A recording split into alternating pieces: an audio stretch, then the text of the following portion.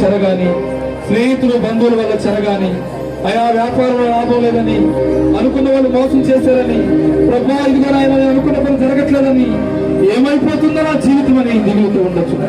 అలాగే ప్రభా ఏ గుండె మీద చేపెట్టి ప్రార్థన చేస్తున్నారో ప్రభా ఆ హృదయానికి వ్యసనం ఉండొచ్చు, బాధ ఉండొచ్చు నాయన.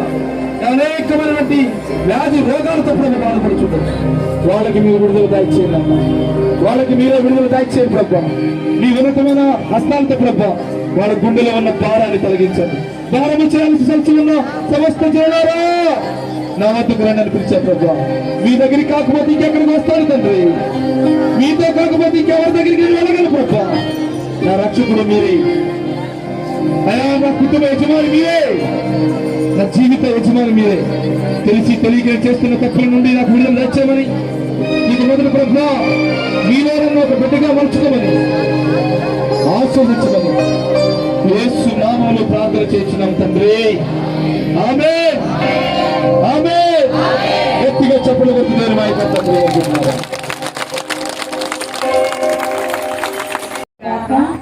సహోదరి సహోదరులారా, ఇక పూజను యోగ్యముగా నెరవేర్చగాను మన పాపములను ఒప్పుకుందాము. సర్వేశ్వరుని చెంతను సహోదరి సహోదరులారా, మీ చెంతను పాపం చేయుచున్నాను. ఏదైనా తలపు చేతను, మాట చేతను, క్రియల చేతను, లోకము చేతను పాపము చేసేది. ఇది నా తప్పు, ఇది నా తప్పు, ఇది నా గొప్ప తప్పు. అందుచేత ఇప్పుడు కన్యకాయుడు పరిశుద్ధ మరియమ్మయు సకల కులతరుడు పునీతులను సహోదరి సహోదరులారా, మీరు నా కొరకు మన కర్తయ్య సర్వేశ్వరుడు ప్రార్థింపబడాలని ప్రతిమాడుకొనుచున్నాము. సర్వశక్తులు సర్వేశ్వరుడు మనకు దయచూపి మన పాపములు మన్నించి మన నిత్య జీవం మనకు చేర్చుదురుగాక. ప్రభువా దయచూపుము, ప్రభువా దయచూపుము, క్రీస్తువా దయచూపుము, క్రీస్తువా దయచూపుము, ప్రభువా దయచూపుము, ప్రభువా దయచూపుము. ప్రార్థించుదము. ఓ సర్వేశ్వర, మా జీవిత బాధల భాగస్వామిక బలహీనతలను మీకు తెలియను కావున మా బలహీనతలను మించిన బలమును మీరు మాకు అనుగ్రహించి తోడ్పడుచున్నారు. మీ అనుగ్రహం వలన మా చేజిక్కిన ఈ తపోకాలమును కృతజ్ఞతాపూర్వకముగా సద్వినియోగపరుచుకొని నూతన జీవమునకు పాత్రలు భగదముగాక. మీతోను పవిత్రాత్మతో కలిసి యుగ యుగములు జీవించి చూపాలని చేయి మా ప్రభువైన క్రీస్తు ద్వారా ఈ మనవి చేయుచున్నాము. గ్రంథము 53వ అధ్యాయము 1వ వచనము నుండి 6వ వచనం వరకు. ప్రభు ఇట్లు పలుకుచున్నాడు, ఇదిగో నా సేవకుడు విజయమును బడియును, అతడు గనుడై ప్రశంసలు అందుకొనెను. జన సమూహములు అతనిని చూచి అభివృద్ధి చెందును. అతడు వికృత రూపం దాల్చి ఉన్నందున నరుని వలె కనిపింపడయ్యను. కాని ఇప్పుడు బహుజాతులు అతనిని గాంచి విస్మయ చెందును. రాజులు అతనిని చూచి నిశ్చిష్టులగుదురు. వారు పూర్వము కని విని ఎరుగని సంగతులు తెలుసుకొందురు. ప్రజలు ఇట్లు బదులు చెప్పుదురు, మేమిప్పుడు విన్నవించే సంగతులు ఎవరు నమ్మిరి? ఇది ప్రభు వలన జరిగినని ఎవరు గ్రహించిరి? దైవ చిత్తము వలన అతడు ఎండిన నేలలు వేరు పాతుకుని లేత మొక్క వలె పెరుగును. అతనికి సౌందర్యం గాని చక్కదనము గాని లేదయ్యను. మనలను ఆకర్షించే సొగసు ఏమీ అతనిలో కనిపింపదయ్యను. ప్రజలు అతనిని చిన్న చూపు చూచి తునీకరించిరి. అతడు విచారగ్రస్తుడు, బాధామయుడు అయిన వాడు. నరులు అతని వైపు చూచుటకైనా ఇష్టపడలేదు. జనులు అతనిని తిరస్కరించుటచే మనం అతనిని లెక్క చెయ్యలేదు. అయినను అతడు మన బాధలను భరించును, మన దుఃఖములను వహించును. ప్రభువు అతను మోది శిక్షించి దుఃఖపెట్టనని మనము భావించితిమి. కానీ అతడు మన తప్పిదముల కొరకు గాయపడెను, మన పాపముల కొరకు నలిగిపోవును. అతడు అనుభవించిన శిక్ష ద్వారా మనకు స్వస్థత కలుగును. అతడు పొందిన దెబ్బల ద్వారా మనకు ఆరోగ్యం చేకూరును. మనమందరము గొర్రెల వలె దారి తప్పితిమి, అందరమును మన త్రోవను మనము వెళ్ళిపోయితిమి. కానీ ప్రభు మనందరి దోషమును అతని మీద మోపెను. ఇది ప్రభు వాక్కు. ఉండునుగాక. పునీత మత్తయి గారు రాసిన శుభవార్తలోని భాగము. పునీత మత్తయి గారు రాసిన శుభవార్త 1వ అధ్యాయము పవిత్ర వచనములు 16వ వచనము మరియు 18వ వచనము నుండి 21వ వచనం వరకు మరియు 24వ వచనము. పునీత మత్తయి గారు రాసిన శుభవార్త 1వ అధ్యాయము పవిత్ర వచనములు 16వ వచనము మరియు 18వ వచనం నుండి 21వ వచనం వరకు మరియు 24వ వచనము.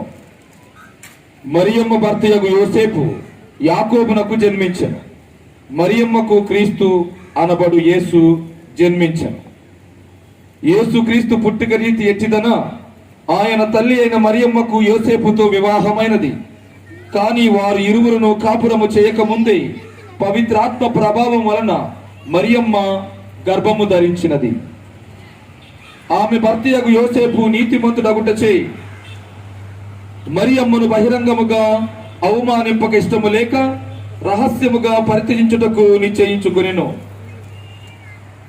యోసేపు ఇట్లు తలంచుచుండగా ప్రభు దూత కలలో కనిపించి, దావీదు కుమారుడవగు యోసేపు, నీ భార్య అయిన మరియమ్మను స్వీకరించుటకు భయపడవలదు. ఏలైనా ఆమె పవిత్రాత్మ ప్రభావమున గర్భము ధరించినది. ఆమె ఒక కుమారుణ్ణి కనును. నీవు ఆయనకు యేసు అను పేరు పెట్టుము. ఏలైనా ఆయన తన ప్రజలను వారి పాపము నుండి రక్షించును అని చెప్పాను. నిధుల నుండి మేల్కొనిన యోసేపు దేవదూత ఆజ్ఞాపించినట్లు తన భార్యను స్వీకరించెను. ఇది క్రీస్తు సువిశేషము.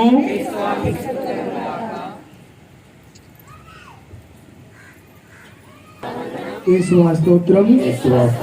తండ్రి వందనం. తండ్రి స్తోత్రం. ఆత్మదేవా వందనం. ఆత్మదేవా స్తోత్రం.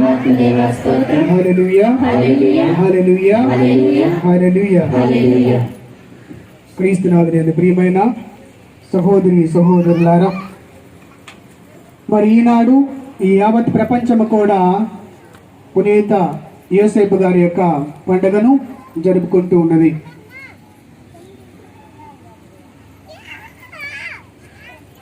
ప్రపంచమంతా కూడా కలిసి ఈ యొక్క పండుగను జరుపుకున్నటువంటి ఈ ముఖ్యమైనటువంటి ఈ యొక్క రోజున, ఈ యొక్క దినమనాడు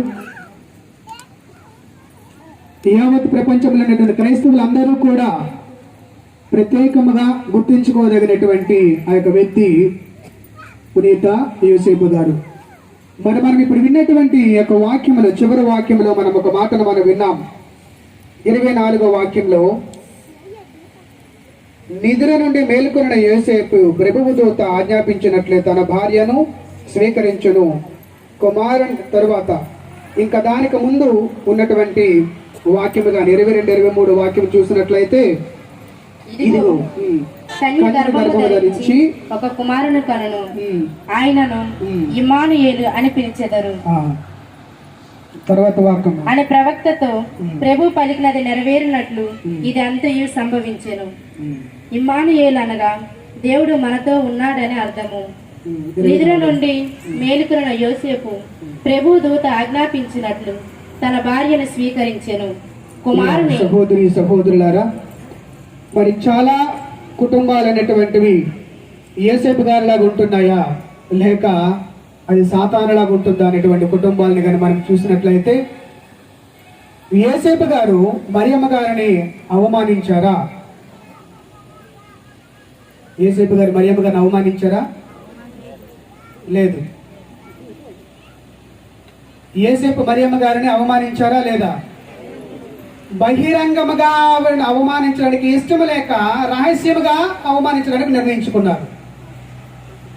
అవమానం అనేది రహస్యముగా అయితే ఏంటి, బహిరంగముగా అయితే ఏంటి? బహిరంగముగా కానీ అవమానిస్తే చాలా మందికి తెలుస్తుందండి. పంచాయతీ పెట్టి, తగులు పెట్టి ఇవన్నీ చేస్తే అది బహిరంగమైనటువంటి అవమానం. రహస్యముగా అనేటువంటిది ఏంటి? చెప్ప పట్టుకోండి ఎక్కడికో పారిపోవడం. మరి యేసుకు అయితే అక్కడ యోసేపు పిరికివాడు కదా,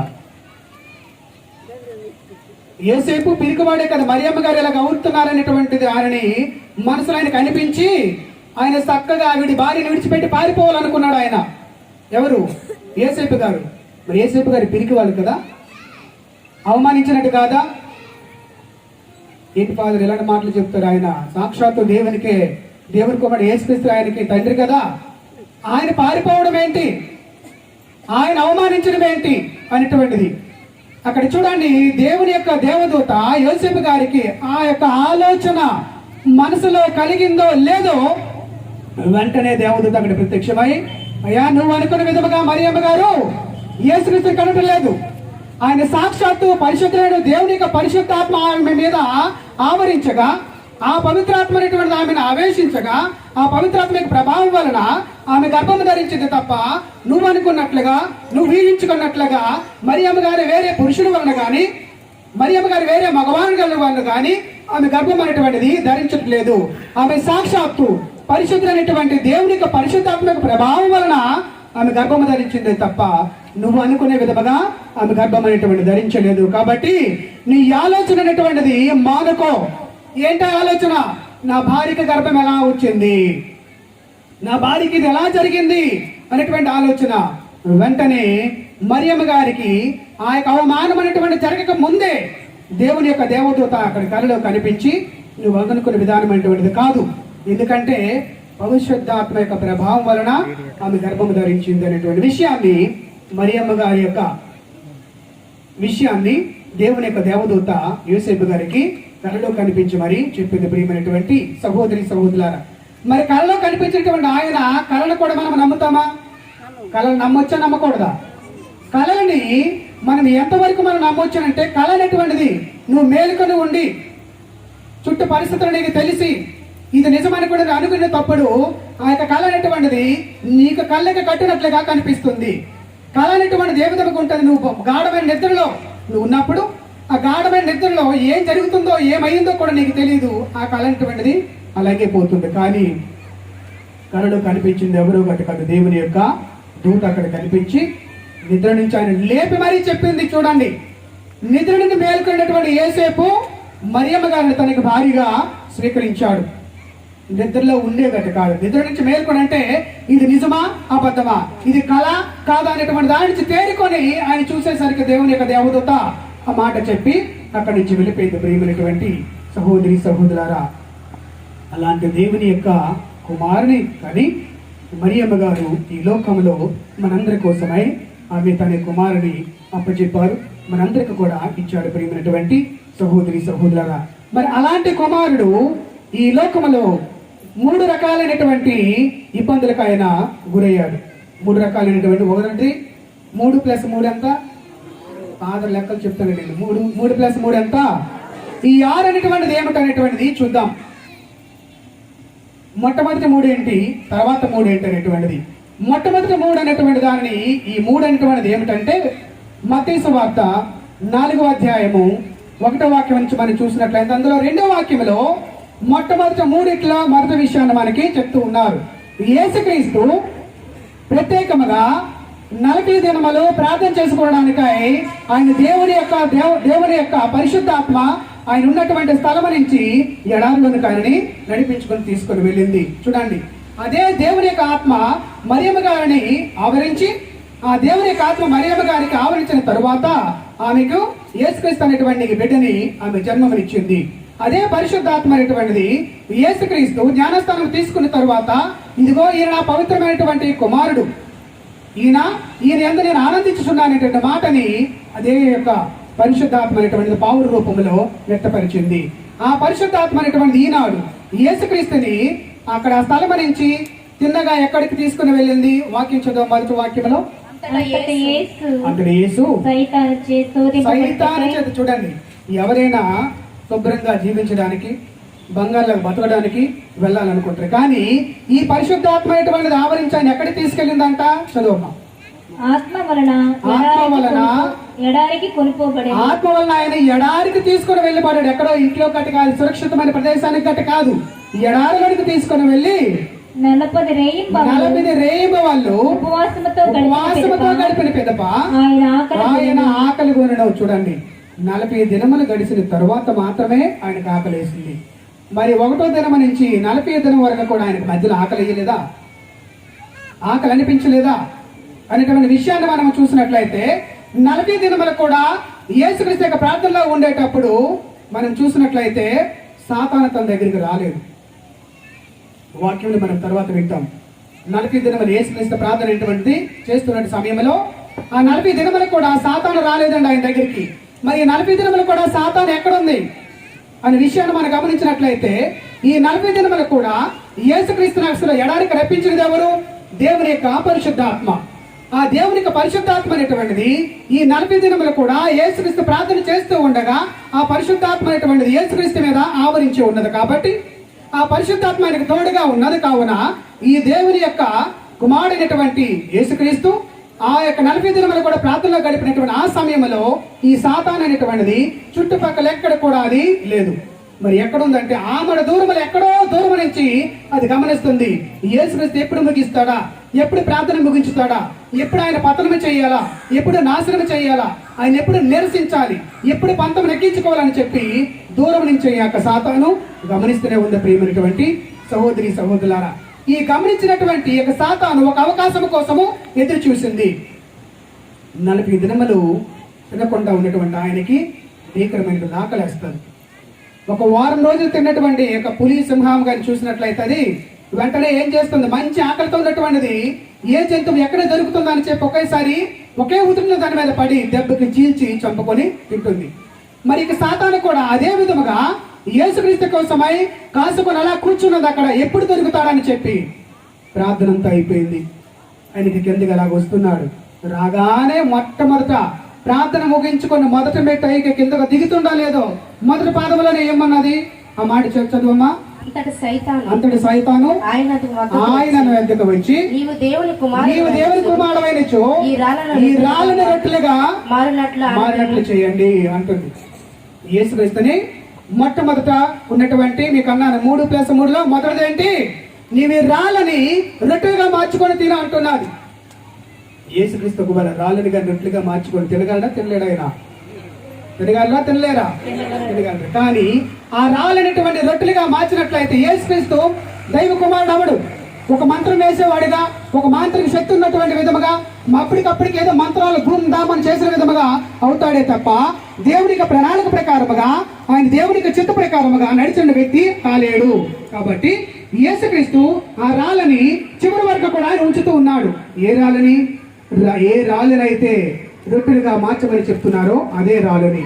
ఆ రాళ్ళు ఎందుకంటే యేసుక్రీస్తు సిలువకి మరణానికి ముందు ఆయన రాళ్ళతో కొట్టడానికి సిద్ధముగా ఉన్నారన్నమాట. అనేక మంది ఆయన రాళ్ళతో కొట్టడానికి సిద్ధముగా ఉంటారు. కాబట్టి ఆ రాళ్ళని ఇప్పుడే వాడకూడదు. ప్రార్థన ముగించుకొని వచ్చిన వెంటనే ఈ రాళ్ళని కానీ ఓడినట్లుగానైతే అక్కడ యేసుక్రీస్తు సిలువ మీద వేలడానికి ముందు, ఆయన సిలువ మీద మరణించడానికి ముందు ఈ రాళ్ళు అనేటువంటివి దొరకవు. ఎందుకు దొరకవు? ఏ రాళ్ళైతే ఆయన విసరాలనుకుంటున్నారో ఆ రాళ్ళను ఆయన రొట్టెలుగా మార్చుకొని తినేస్తుంది. కాబట్టి అక్కడ రాళ్ళు అనేటువంటివి ఉండవు.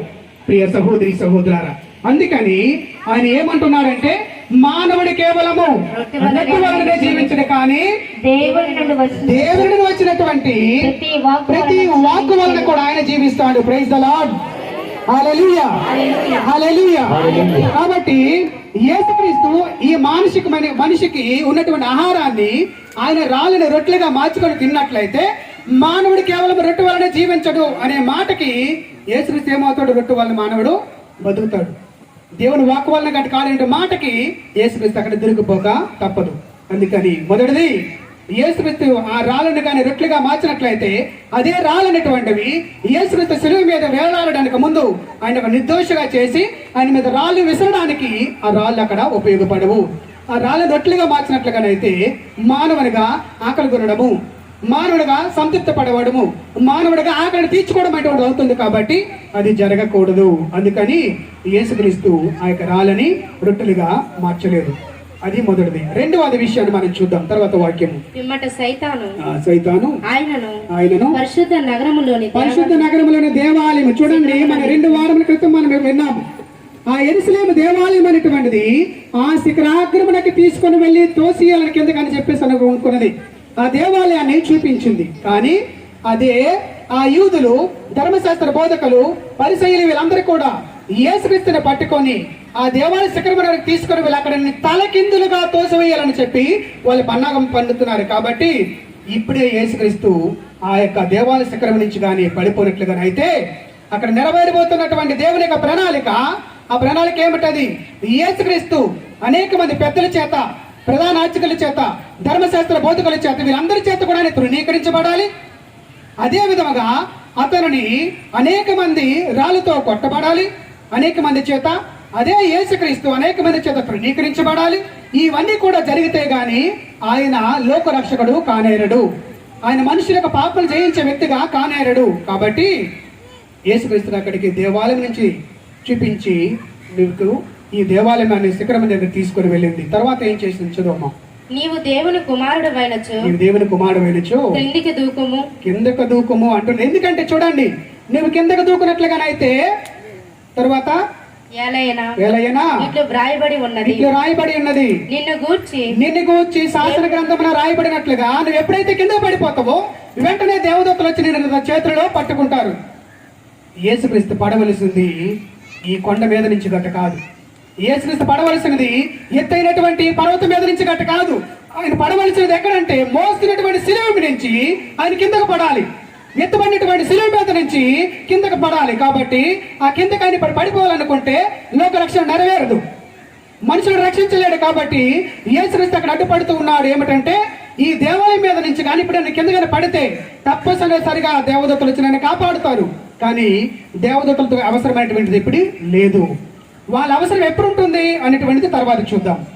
తర్వాత చెప్తాము. నీ పాదమైనను రాతి మీద తగలకుండా వారు తమ చేతులతో పట్టుకున్నటువంటి విషయాన్ని రెండో విధముగా, మొదటిది రాళ్ళని రొట్లుగా మార్చమన్నది, రెండవది ఏమన్నది ఎత్తైనటువంటి దేవాలయ శిఖరం తీసుకెళ్లి కిందకి తోసేయమని చెప్పింది.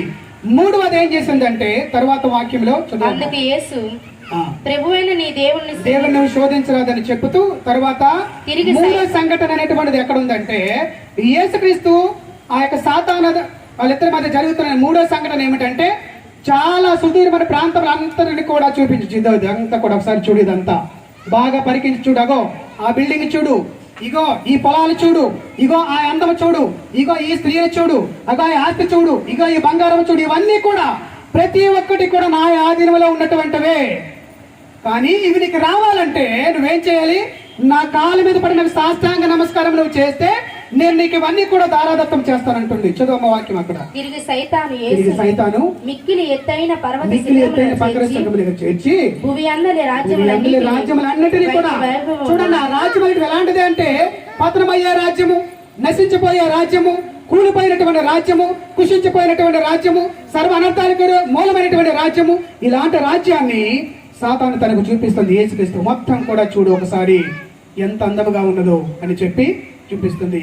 నువ్వు గాని నా కాలు మీద కానీ సాష్టాంగ పడినట్లయితే నేను నీకు సమస్తాన్ని కూడా దారపోస్తాను అంటున్నది. కాబట్టి యెషయా గ్రంథము 43వ అధ్యాయం, యెషయా గ్రంథము చదివిన 2వ పట్టణం 43వ అధ్యాయంలో అక్కడ 5-6 వాక్యం చేసినట్లయితే యేసుక్రీస్తు ఇక్కడ సాతాను అనేటువంటిది యేసుక్రీస్తుకి ఆ అందచందాలన్నిటిని కూడా చూపించి సాష్టాంగ పడమంటే యేసుక్రీస్తు గురించి అక్కడ యెషయా రాసిన గ్రంథంలో ఏమంటున్నాడంటే ఆయన యొక్క ముఖం అనేటువంటిది చిందరవందరగా, అసహించే విధముగా, అందహీనముగా ఉంటుంది అనేటువంటి మాటని చెప్తున్నారు. ఎందుకంట ఆయన ముఖం అనేటువంటిది కొరడాలతో కొట్టడం ద్వారా, పిడిగుద్దులు వేయడం ద్వారా, ముళ్ళు కిరీటం పెట్టడం ద్వారా, ఇవన్నీ జరగడం వలన యేసుక్రీస్తులో ఉన్నటువంటి ఆ యొక్క అందం అంతా కూడా విహీనమైపోయినది. చూడమ్మా మాట.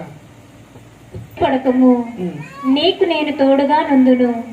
ఆయన ముఖం అనేటువంటిది నీ ప్రాణముల కొరకు జాతులను త్యాగం చేయదును.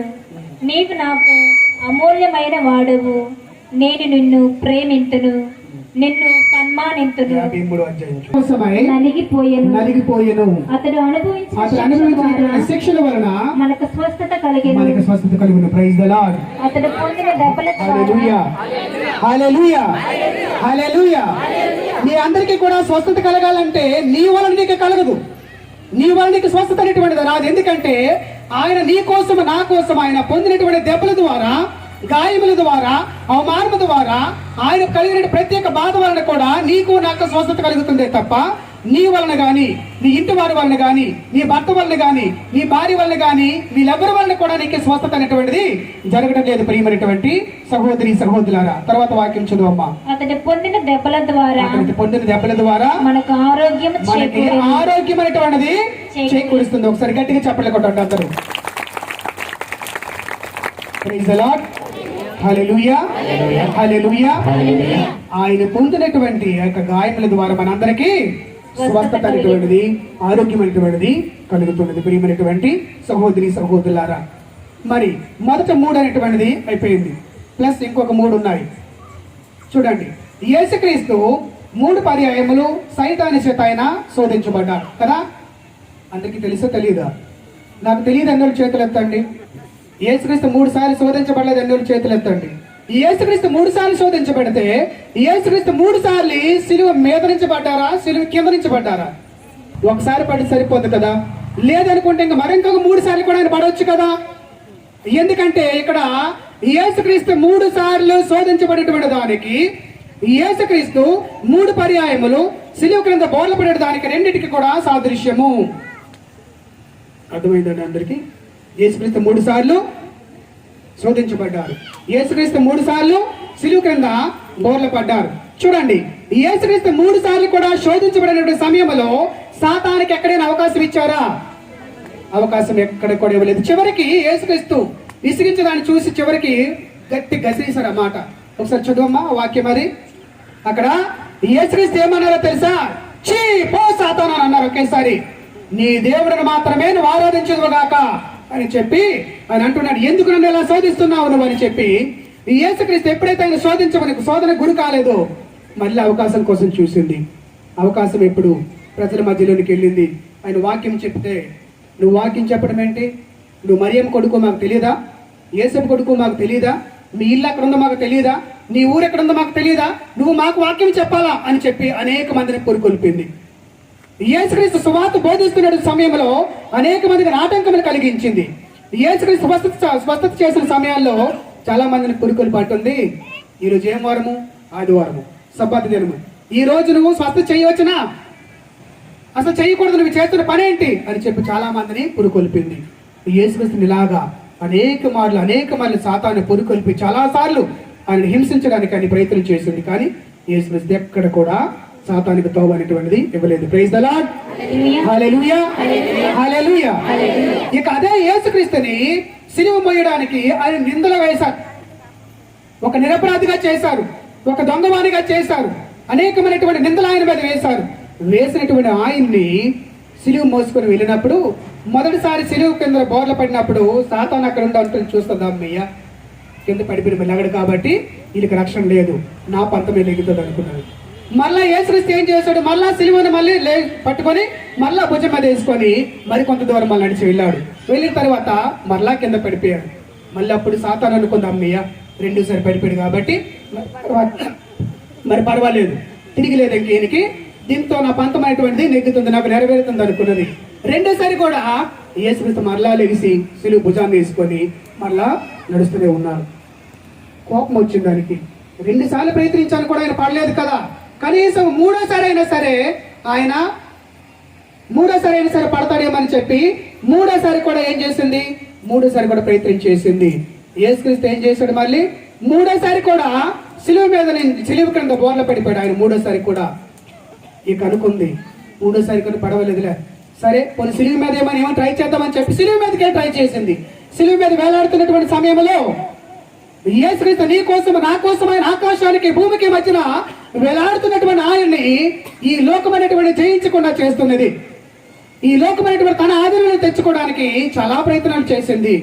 చివరికి మరణించడం ఇది లేదని చెప్పి పక్కనున్నటువంటి యొక్క సైనికుడిని చెప్తుంది, నువ్వు వెళ్ళి ఒకసారి పక్కన బలంతో పొడు, బతికడి లేదు ఒకసారి చూడు, ఆయన ఏమైనా చనిపోయాడా మంచిదే, బతికితే మాత్రం మళ్ళీ ప్రమాదం, కాబట్టి ఒకసారి బల్యంతో పొడిచి చూడు ఆయన బతికాడో లేదో.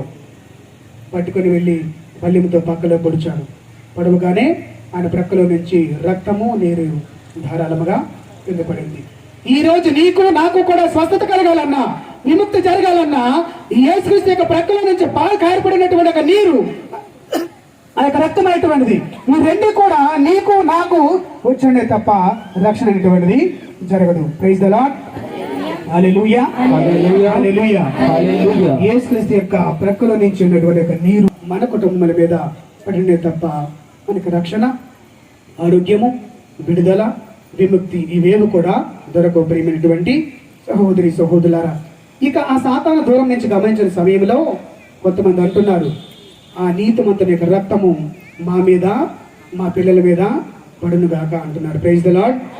హల్లెలూయా, hallelujah, hallelujah, hallelujah, hallelujah, hallelujah. చూడండి, సాతాను ఆయన నిందనగా చేస్తే, నిరపరాధిగా చేస్తే, ఇక్కడ వీళ్ళేమంటున్నారు, ఆ నీతిమంతుని యొక్క రక్తము మా మీద, మా పిల్లల మీద పడును గాక. ఆ రోజు వాళ్ళు చెప్పిన మాట, ఆ నీతిమంతుని యొక్క రక్తం అనేటువంటిది మనందరి మీద పడితేనే మనకు రక్షణ, మనకు విడుదల, మనకు విముక్తి అనేటువంటిది దొరుకుతున్నాయి. ప్రియమైనటువంటి సహోదరి సహోదరులారా, ఇక సాతాను అక్కడికి అనుకుంది, అన్నయ్య చనిపోయాడు కాబట్టి మరి పేడ వదిలిపోయింది, ఇక నా రాజ్యమే వస్తుంది, నా రాజ్యం తప్పనిసరిగా నెరవేరుతుంది, నా పంతమే నెరవేరుతుంది అని చెప్పి సాతాను విచ్చలవిడిగా అనుకున్నది. కానీ ఆయన చనిపోయిన తర్వాత కూడా ఒక 2 రోజులు గ్యాప్ ఇచ్చాడు ఆయన. యేసుక్రీస్తు 2 రోజులు గ్యాప్ ఇచ్చి 3వ రోజు నాడు చనిపోయినటువంటి ఆయన మరణం నుంచి ఆ మరణ సంఖ్యలన్నింటినీ కూడా పడపడి తెంచుకొని ఆయన బయటకు వచ్చాడు. రాగానే చూడండి, మీకు మొదట్లో చెప్పాను చూడండి, యేసుక్రీస్తుని నువ్వు ఈ ఎత్తైనటువంటి శిఖరాగం నుంచి కింద పడిపో, దేవదూతలు వస్తే నేను కాస్తాయి అన్నాడు కదా. ఆ దేవదూతలు ఈ క్షణం వరకు కూడా ఆగారు. ఈ క్షణం వరకు యేసుక్రీస్తు ఉత్థానమైనటువంటి సమయం వరకు కూడా ఆగి, యేసుక్రీస్తు ఉత్థానమై బయటికి రాగానే దేవదూతలు అక్కడ కాపలా కాస్తూ ఉన్నాయి. అందుకని మగ్దల మరియమ్మ అక్కడ వెళ్తున్నప్పుడు దేవదూతలు అక్కడ ఉన్నారు. కాబట్టి ఆ దేవదూతలు ఎప్పుడు అవసరమానికి వచ్చింది, యేసుక్రీస్తు జననానికి ఉన్నటువంటి దేవదూత అనేటువంటిది అక్కడికి వచ్చి మరియమ్మకి చెప్పిన ఆ దేవదూతలకు సమూహము, యేసుక్రీస్తు పుట్టినప్పుడు సమూహము, ఈనాడు యేసుక్రీస్తు మరణించిన తర్వాత ఉత్థానమైనప్పుడు కూడా అదే సమూహం అనేటువంటి దేవదూతలు అక్కడికి వచ్చి ఆయనకి స్వాగతం పలుకుతున్నారు. దేనికా స్వాగతము? మరణము జయించినటువంటి వీరుడు అనేటువంటి నీవు, సాతాను జయించిన వీరుడు నువ్వు, సాతాను జయించినటువంటి వీరోచితముగా ఈ లోకముతోను, సాతానుతోను, శక్తులతోను, నరకంలో ఉన్నటువంటి అంధకారంతో కూడా పోరాడినటువంటి వ్యక్తులు. కాబట్టి నువ్వు ఎక్కడి నుంచి అయితే వచ్చావు, మీరు తిరిగి నన్ను అక్కడికి మిమ్మల్ని తీసుకొని వెళ్ళడానికి, మేము స్వాగతం పలకడానికి వచ్చామని చెప్పి వారు చెప్తూ ఉన్నారు. ప్రియమైనటువంటి సహోదరి సహోదరులారా, మరి ఈ రోజు నాడు యేసుక్రీస్తు 3 సార్లు శోధించబడ్డారు. యేసుక్రీస్తు 3 సార్లు సిలువ మీద నుంచి సిలువ క్రింద బోర్ల పడ్డాడు. సిలువ మోస్తూ గట్ట కాదు, సిలువ మోసుకొని వెళుతున్నటువంటి ఆయన సిలువ క్రింద బోర్ల పడ్డాడు, సిలువ మీద నుంచి పడలేదు ఆయన. అర్థమైందా? మీకు అందరికీ ఒక ప్రశ్న అడుగుతున్నాను. క్రిందట ఆదివారం అనుకుంటా ఎడారిలో ఎట్లా సర్పమైతే పట్టుకున్నారో ఆ సర్పాన్ని చూసినటువంటి వారందరూ కూడా రక్షించబడ్డారు, ప్రాణాలతో నిలబడ్డారు. సర్పాన్ని ఎవరెవరైతే చూడలేదు వాళ్ళందరూ కూడా చనిపోయారు. మరి సర్పాన్ని పట్టుకోవడం, ఆ సర్పం దేంతో చేశారు? అది కంచుతో చేశారు కదా. అయితే అదే సర్పం అనేటువంటిది యేసుక్రీస్తు మరణానికి సాదృశ్యం అని చెప్తూ ఉన్నారు. ఆ యొక్క సర్పాన్ని ఒక కర్ర మీద నిల్చోబెట్టి, ఆ కర్ర మీద ఒక సర్పాన్ని నిల్చోబెట్టిన తర్వాత ఎవరెవరైతే ఆ యొక్క సర్పాన్ని చూస్తూ ఉన్నారో వారందరూ కూడా రక్షించబడుతూ ఉన్నారు. ఆ సర్పం అనేటువంటిది మన మిగతా వాళ్ళు చాలా మంది ఏమంటారంటే అది ఒక విగ్రహారాధన అంటారు. మరి విగ్రహారాధన అనుకున్నప్పుడు తండ్రిని సర్వేశ్వరుడే ఆ యొక్క లోహము చేత కంచు చేయించి ఆ లోహము చేత తయారు చేయనటువంటి ఆ యొక్క వస్తువు లేకపోతే ఆ యొక్క సర్పాన్ని ఆ కర్ర మీద నిల్చోబెట్టారు. ఇక్కడ సాదృశ్యం ఏమిటంటే ఆ యొక్క కర్ర అనేటువంటిది ఇంకేమిటో గట్టి కాదు, అదే సిలువ. ఆ సిలువ మీద ఉన్నటువంటి సర్పం ఎవరో గట్ట కాదు, అదే యేసుక్రీస్తు. ఆనాడు ఏ విధంగా అయితే వాళ్ళు ఆ యొక్క కర్ర వంక లేక ఆ యొక్క సిలువ వంక చూసేటువంటి వారు, ఆ పాము వంక చూసేటువంటి వారు అందరూ కూడా రక్షించబడ్డారు. ఈనాడు యేసుక్రీస్తు వంక చూసిన మనం అందరం కూడా రక్షించబడడానికై ఆ రోజు వారందరూ కూడా దాన్ని చూడడం జరిగింది. ప్రియమైనటువంటి సహోదరి సహోదరులారా, మరి ఈనాడు మీరందరూ కూడా స్వస్థత పొందాలి, నాకు స్వస్థత జరగాలి, నా కుటుంబానికి విడుదల కలగాలి, నాకు విడుదల కలగాలి, రోగం నుంచి విముక్తి జరగాలి, ఇదంతా కూడా నీకు జరగాలనుకుంటే నువ్వేం చేయాలి? యేసుక్రీస్తుని విశ్వసించగా తప్పదు. ఆయన సిలువలో విజయం ఉన్నదని, ఆయన రక్తం చేత నువ్వు కడగబడాలి. ఆయన యొక్క శరీరం నుండి వచ్చినటువంటి రక్తము చేత, నీరు చేత నువ్వు నేను కడగబడితేనే మనకి విడుదల, విముక్తి, స్వస్థత అనేటువంటిది దొరుకుతుంది. మరి దానికోసమే మనందరం కూడా ప్రత్యేకముగా ప్రార్థన చేద్దాం. మరి ఇప్పుడు మీరందరూ మోకరించినట్లయితే గుడి శ్రీ తంబి పాదరి గారు వచ్చి, మరి మీరు చాలా మంది ఆ యొక్క స్వస్థతలు మాకు జరగాలి, మాకు విడుదల జరగాలి అని చెప్పి మీరు ఎదురు చూస్తున్నారు కాబట్టి ఆ యొక్క కార్యక్రమం అనేటువంటిది ఇప్పుడు మొదలు పెడుతూ ఉన్నారు. ప్రియమైనటువంటి సహోదరి సహోదరులారా, మరి మీరందరూ కూడా మోకరించగలిగిన వాళ్ళు మోకరించండి. మరి మీ చేతుల్లో ఉన్నటువంటి ఎవరెవరైతే ఏ సమస్యతో అయితే వచ్చామని భారమైన హృదయాలతో, విసుగు చెందిన జీవితాలతో, ఓడిపోతున్నాం తండ్రి అన్నటువంటి ఓటమితో గెలిపించే దేవుడి ముందుకు వచ్చిన మీ అందరినీ భగవంతుడు ఆదరించాలని, ఆస్వాదించాలని కోరుతూ చేతులు జోడించి ప్రత్యేకంగా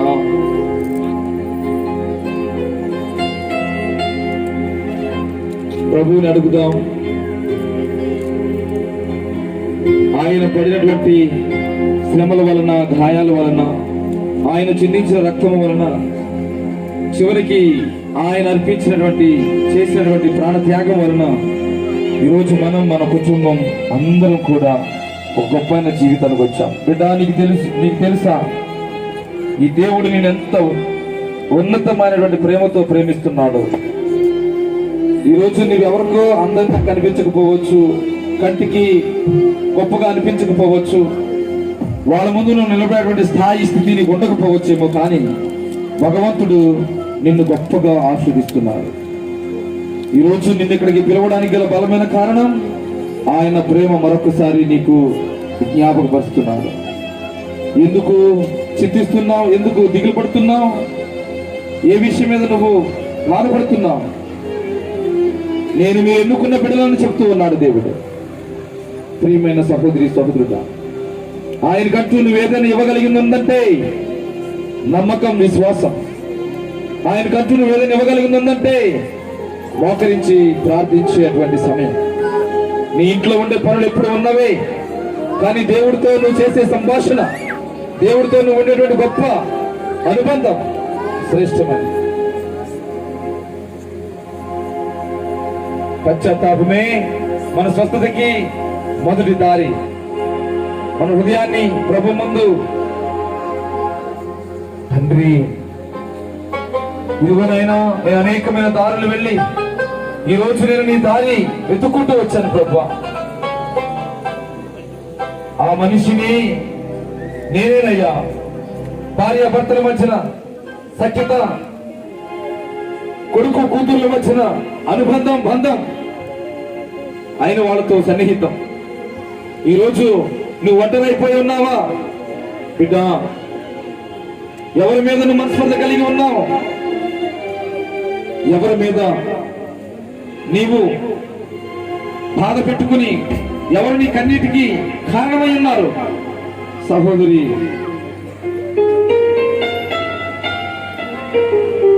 నువ్వు చేసే పనులు గాని, నువ్వున్న ఇంటిలో గాని ఎలాంటి స్థితి నువ్వు కలిగి జీవిస్తున్నావు? మనిషిని నేనయ్యా, తండ్రి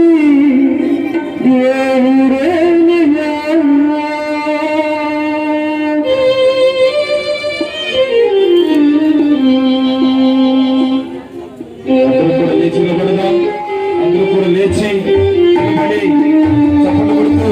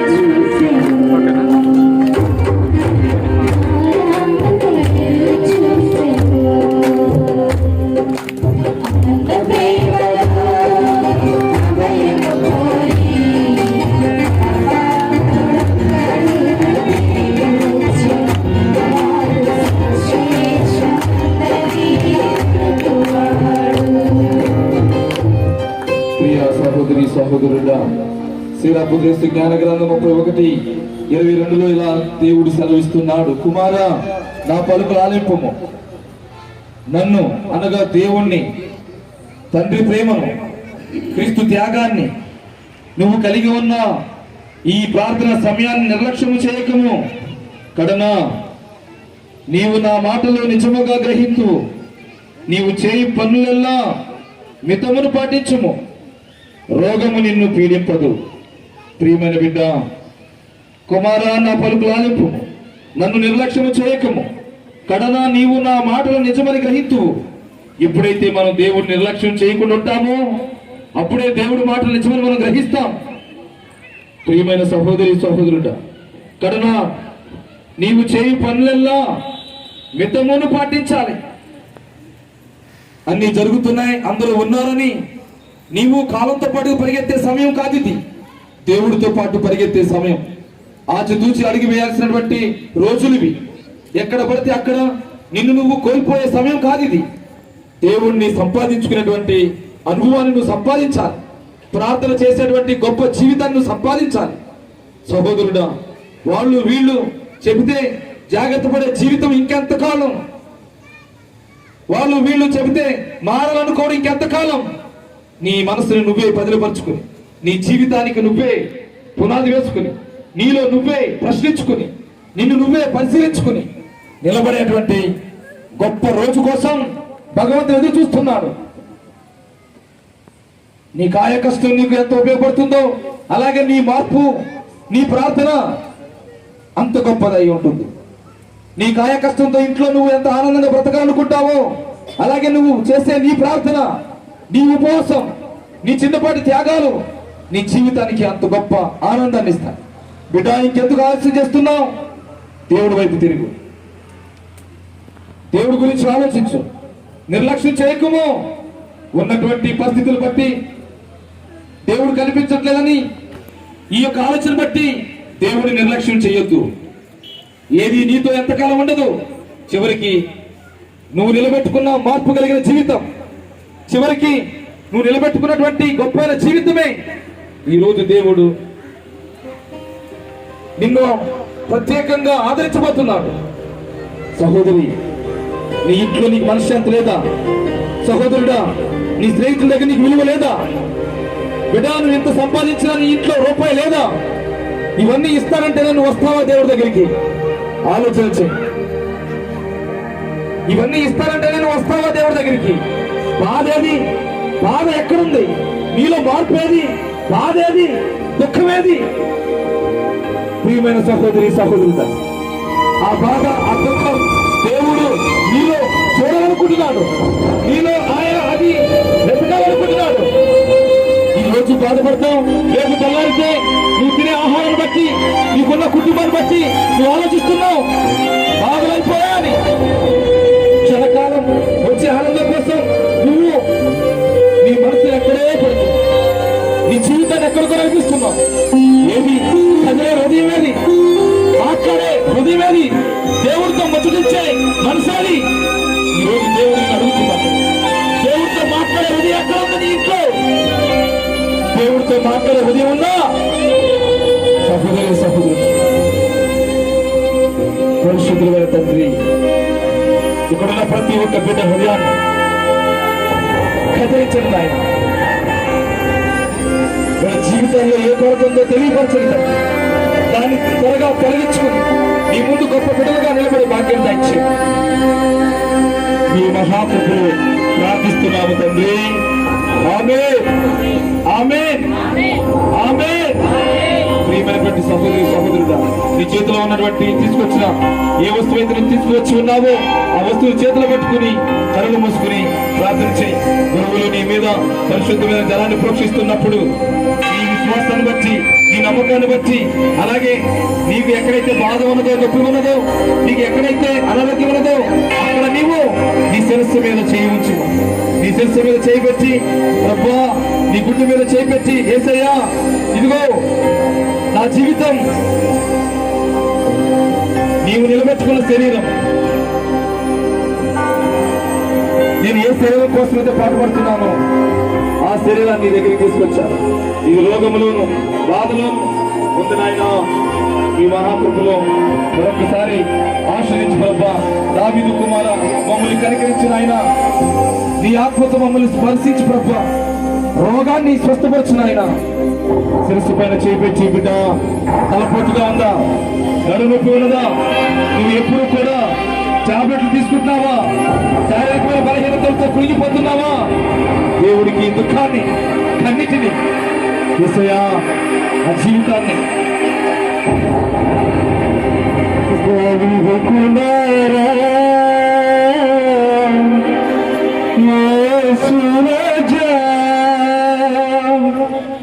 స్వస్థపరచగను